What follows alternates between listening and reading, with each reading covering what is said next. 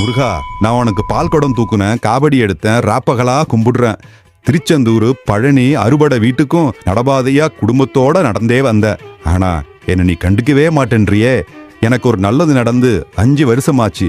கஷ்டப்படுற முருகா. 5 வருஷத்துக்கு முன்ன நீ என்ன தப்பு பண்ணன்னு யோசிச்சு பாரு. தப்பா? நானா என்ன பண்ண? யாருக்கு ஓட்டு போட்ட? விடியும்னு சொன்னாரே அந்த குடும்ப கட்சிக்கு தான். அந்த ஆளு கடவுளே இல்லைன்றா, தீபம் ஏத்தக்கூடாதுன்றா, பக்தர்களை இலவசமா தரிசிக்க விடாம 1000 2000 காசு கொடுங்கறா. கெட்டவனுக்கு ஓட்டு போட்டுட்டு நல்லது நடக்கலையேன்னா எப்படி நடக்கும்? புரிஞ்சிருச்சு முருகா, உன் அருள்வாக்கு புரிஞ்சிருச்சு. வர்ற 26 எலெக்ஷன்ல தாமரை கூட்டணிக்கு ஓட்டு போட்டுட்டு வந்து உன்னை பாக்குறேன்.